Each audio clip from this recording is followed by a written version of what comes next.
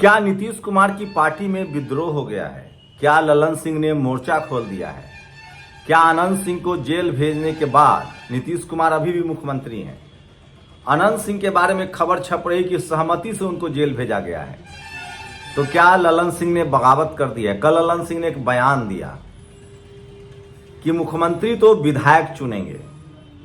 ये ठीक वही बयान है जो बयान अमित शाह ने दिया था। तो क्या नीतीश कुमार को चक्रव्यूह में फंसाकर शिकार किया जा रहा है?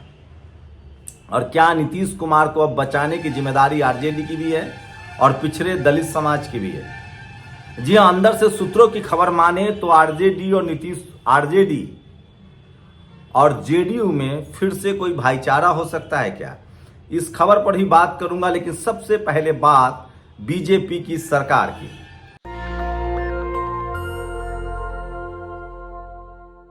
सोचिए, दिल्ली में जब प्रदूषण होता था तो अरविंद केजरीवाल की खाल खींच ली जाती थी, क्योंकि राज्य में उनके वो मुख्यमंत्री थे दिल्ली के, जबकि दिल्ली केंद्र शासित प्रदेश है।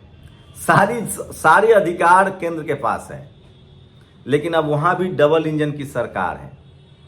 लेकिन क्या मजाल है कि कोई टीवी अखबार वाला सवाल पूछ ले। राजधानी दिल्ली गैस चेंबर बन गया है, इंडिया गेट ढक गया है, सांसों की बीमारी फैल रही है। एम्स के डायरेक्टर रणदीप गुलेरिया ने कहा है कि जिसका फेफड़ा मजबूत हो वो दिल्ली में रहे या फिर यहां से चला जाए। एक ऋचा अनिरुद्ध हैं, बीजेपी की घोर समर्थक, वो कह रही कि मैं तो बीमार हो रही हूं। लेकिन आपने एक भी खबर मीडिया में देखी? इस पर भी बात करूंगा। रिजर्व बैंक ने सोना बेच दिया है देश का। आप सोचिए, रिजर्व बैंक ने देश का सोना बेच दिया है। यह भी खबर आपको मीडिया नहीं दिखाएगा। मैं इसलिए बार बार कह रहा हूं कि बीजेपी की सरकार, आरएसएस की सरकार, ये जातिवादी मनुवादी सरकार सिर्फ और सिर्फ टीवी मीडिया के दम पर है।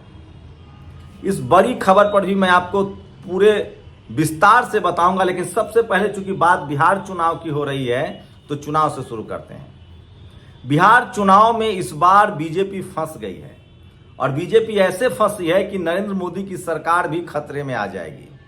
नीतीश कुमार से बगावत करना, नीतीश कुमार को साइड करना और नीतीश कुमार की पार्टी को तोड़ने का मंसूबा पालना बीजेपी को महंगा पड़ सकता है। इससे पहले आपको बता दें, बीजेपी ने कई पार्टियों को तोड़कर सरकारें बनाई हैं और उनको फिर साइड भी किया है। महाराष्ट्र याद है, शिवसेना के ही नेता जो मराठा समाज से थे, कुणबी थे, शिंदे, उनसे पहले पार्टी तोड़वाई गई, उनको मुख्यमंत्री बनाया गया। और जब बीजेपी ने दोबारा चुनाव लड़ा और जब उसकी अपनी सरकार बहुमत आ गया तो मुख्यमंत्री शिंदे को नहीं बनाया गया। नवीन पटनायक से बीजेपी लगातार समर्थन लेती रही, लेकिन जब मौका आया तो उड़ीसा में उनको ही निपटा दिया। जगन मोहन रेड्डी आंध्र प्रदेश के मुख्यमंत्री थे, रोज गलबहियां करते थे। नतीजा आपके सामने है, मुस्लिम वोट उनसे अलग हुए और वो चुनाव हार गए। क्या नीतीश कुमार के साथ यही किया गया? इस बार नीतीश कुमार अंतिम समय में थोड़ा संभल गए। सिर्फ 4 मुसलमानों को उन्होंने टिकट दिया, तो मुस्लिम वोट तो मिलेगा नहीं। प्रशांत किशोर पांडे के 15 से ज्यादा उम्मीदवार बीजेपी का समर्थन कर चुके हैं। ओवैसी फैक्टर आपको पता है किसको नुकसान पहुंचा रहा है। ऐसे में नीतीश कुमार को चारों तरफ से घेर दिया गया है। कहा जा रहा है कि चिराग पासवान और नीतीश कुमार के बीच अच्छे रिश्ते नहीं हैं। इसी को डैमेज कंट्रोल करने के लिए कहा जा रहा है कि 101 सीटों पर चिराग पासवान के जो कैडर हैं वो नीतीश कुमार को वोट नहीं दे रहे हैं। वहीं 29 सीटों पर जो नीतीश कुमार के कैडर हैं वो चिराग पासवान को वोट नहीं दे रहे हैं। लेकिन इससे भी एक अलग खबर है। सोचिए, वैशाली के हाजीपुर लोकसभा सीट पर चिराग पासवान चुनाव जीते हैं, केंद्रीय मंत्री हैं। हाजीपुर लोकसभा में एक भी सीट चिराग पासवान के नहीं है। अब सोचिए, जब सारे के सारे विधायक बीजेपी या जेडीयू के होंगे या एनडीए के होंगे, इंडिया गठबंधन के होंगे, तो चिराग पासवान की क्या हालत होगी। चिराग पासवान को सोचिए किस तरह से नालंदा की सीटें दी गई है, वहां सीटें दी गई है जहां कुर्मी बहुल है। मतलब दो तरफा, मतलब बीजेपी जो है ना वो दोधारी तलवार है। एक तरफ जहां चिराग पासवान 101 सीटों पर उनके समर्थक नीतीश कुमार के खिलाफ हैं, वहीं दूसरी तरफ 29 सीटों पर नीतीश कुमार के समर्थक चिराग पासवान के खिलाफ हैं। अब ऐसे में समझिए कि दोनों को नुकसान हो रहा है। और दोनों खेल से जब बाहर हो जाएंगे तो बीजेपी की यही कोशिश है कि उसका अपना मुख्यमंत्री बने। अब आप सोचिएगा कि जब चिराग पासवान भी बाहर हो जाएंगे, नीतीश कुमार भी बाहर हो जाएंगे, तो बीजेपी का अपना मुख्यमंत्री कैसे बनेगा? यही पर खेल फंसा है। बीजेपी ने इस बार 49 से ज्यादा सवर्णों को टिकट दिया है। वो भागकर नहीं जाएंगे आरजेडी के पास या जेडीयू के पास, लेकिन लोजपा के जो 15 सवर्ण हैं वो कभी भी आ सकते हैं बीजेपी के पास। मांझी जी के, उपेंद्र कुशवाहा के जो सवर्ण है वो भी आ सकते हैं बीजेपी के पास। खुद 22 टिकट नीतीश कुमार ने सवर्णों को दिया है, वो भी आ सकता है बीजेपी के पास। इसी से सारा विवाद शुरू हुआ और नीतीश कुमार ने खेल को भांप लिया। कोशिश थी बीजेपी की कि जो नीतीश कुमार की सीटें हैं वो चिराग पासवान को दे दी जाए, वहां लड़ाया जाए, और जो चिराग पासवान की सीटें हैं वो नीतीश कुमार को दे दी जाए। यहीं से सारी करवाहट शुरू हुई और धीरे धीरे कहा जा रहा है कि लालू यादव और नीतीश कुमार एक फोन कॉल की दूरी पर हैं। और इसमें सबसे बड़ा ट्विस्ट आ गया। सोचिए, ललन सिंह है ये अब अनंत सिंह के लिए प्रचार कर रहे हैं। ये कह रहे हैं कि अनंत बाबू अब जेल में है तो मेरी जिम्मेदारी बढ़ गई और मोकामा का हर आदमी अनंत सिंह है। कायदे से वहां यादव और मंडल अगर एकजुट हो जाए तो अनंत सिंह चुनाव नहीं जीत सकते हैं। मैं फिर कह रहा हूं, सबसे बड़ा सवाल होता है विधायक कौन है, इससे मैटर नहीं होता है। सवाल है कि मुख्यमंत्री कौन है। सोचिए, नीतीश कुमार मुख्यमंत्री थे, अनंत सिंह को जेल जाना पड़ा। क्या ललन सिंह इसलिए बगावत कर रहे हैं? नीतीश कुमार प्रधानमंत्री नरेंद्र मोदी के रोड शो में पटना में शामिल नहीं हुए, उसकी जगह ललन सिंह शामिल हुए। अब ललन सिंह का एक बयान आ रहा है, नीतीश कुमार तारापुर में सम्राट चौधरी के लिए प्रचार कर रहे हैं। तो समझिए पूरा खेल को।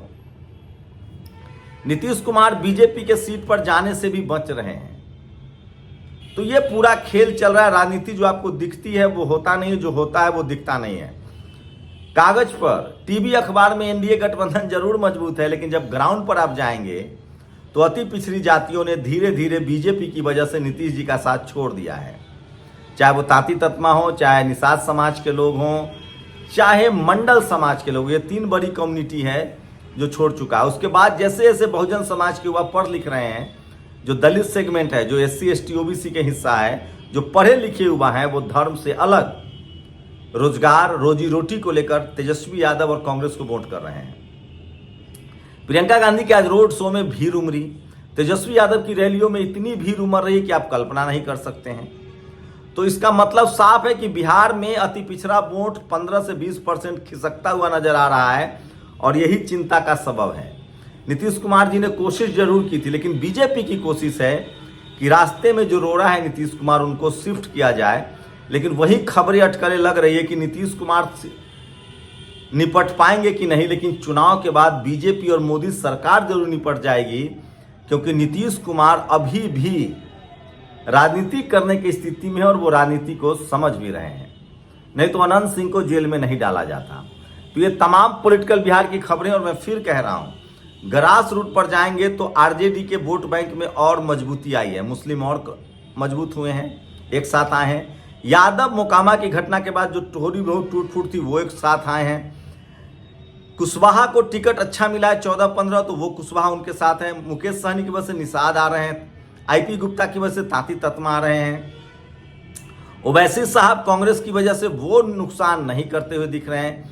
ऐसे में सबसे बड़ा सवाल है कि एनडीए का जो अति पिछड़ा वोट है वो शिफ्ट हुआ इंडिया गठबंधन में, और इंडिया गठबंधन का जो परसेंटेज है वो बढ़ा है। तो सवाल है कि आखिर बीजेपी जीत कैसे जाएगी।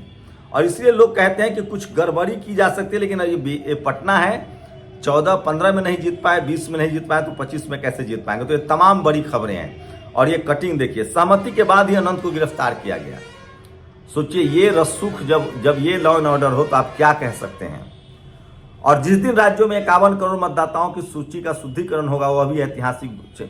ये ज्ञानेश कुमार गुप्ता है, ये रोज अपने जातीय सम्मेलन में शामिल होते हैं। इनकी क्रेडिबिलिटी का अंदाजा लगा सकते हैं। और प्रधानमंत्री रोज प्रचार कर रहे हैं, लोग सवाल पूछ रहे हैं कि वो काम कब करते हैं, ये बड़ा सवाल है।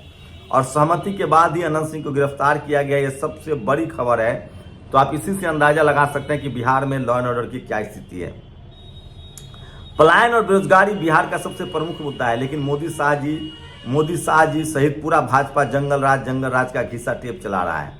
जबकि पिछले 20 वर्षों से भाजपा जदयू की सरकार है। 20 वर्ष बहुत बड़ा समय होता है। सोचिए, एक बार भी तेजस्वी यादव जो है वो अब नीतीश कुमार पर हमला नहीं कर रहे हैं। क्या मां बहन और बेटियों का वोट करते हुए वीडियो शेयर कर दे? विपक्ष के आरोपों पर वर्षा चुनाव आयोग हर सवाल का दिया जवाब। क्या बहन बेटियों का फोटो साझा करना चाहिए? सोचिए, महिला टीम अब वर्ल्ड कप जीती है। और अब तो एम्स में भी खुद, मैं बता रहा था ना दिल्ली में किस तरह का पॉल्यूशन है, एम्स में 400 AQI में बेहाल है। AQI 400 हो गया है। वहीं दिल्ली सरकार जहां से ये आंकड़े लिए जाते हैं वहीं सिर्फ पानी की छिड़काव कर रही है। गैस चेंबर बन गई है दिल्ली। चांदनी चौक 414, पंजाबी बाग 403, रोहिणी 415, आरके पुरम 421। तो ये स्थिति है। आप इसी से कल्पना कर सकते हैं कि देश में मीडिया की क्या हालत है। सौरभ भारद्वाज ने ट्वीट किया है, अमेरिकन एम्बेसी में 479 AQI बताया गया है और सरकार कर रही है 331। जो सरकार प्रदूषण का डाटा छुपा ले, वो सोचिए वो क्या क्या डाटा छुपाती होगी, आप इसका अंदाजा लगा सकते हैं। तो दिल्ली में प्रदूषण पर टीवी अखबार पर कोई बहस हो रही है कि नहीं, वो बताइएगा। और जब से बीजेपी आई है, इकोनॉमी वीकर सेक्शन का ट्यूशन फीस शून्य है, ओबीसी का जो है वो 55,000 रुपये है। तो ये तमाम बड़ी खबरें हैं जो सोशल मीडिया पर वायरल है। और सोशल मीडिया ही सच्चा मीडिया है, सोशल मीडिया ही बहुजन मीडिया है। और ये फोटो है वैश्य समाज के सम्मेलन में ज्ञानेश कुमार जाते हैं और 10 साल की दलित बच्ची का अपहरण कर फिर मुंह में कपड़ा ठोस के गैंग रेप किया। ये मथुरा की खबर है जो सोशल मीडिया पर सबसे ज्यादा वायरल है। और सरकार सोचिए सोना बेच रही है। रिजर्व बैंक की उड़ती उड़ती खबर जा रही है।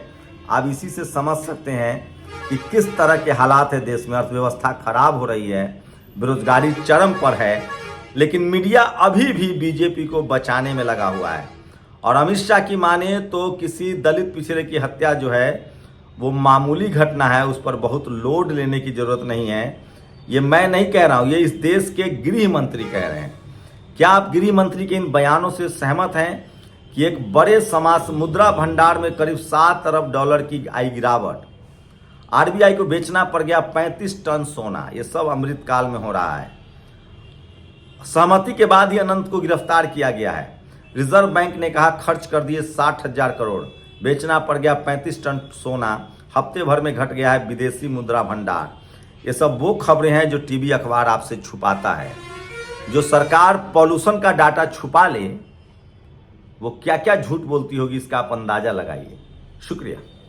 नेशनल दस्तक की आपसे गुजारिश है कि अगर इसको बचाना चाहते हैं तो नेशनल दस्तक को सब्सक्राइब करने के लिए रेड कलर के सब्सक्राइब बटन को दबाएं, फिर बेल आइकन की घंटी दबाएं। नेशनल दस्तक को बचाने के लिए बहुत जरूरी है कि हर खबर को शेयर करें, लाइक करें, कमेंट जरूर करें।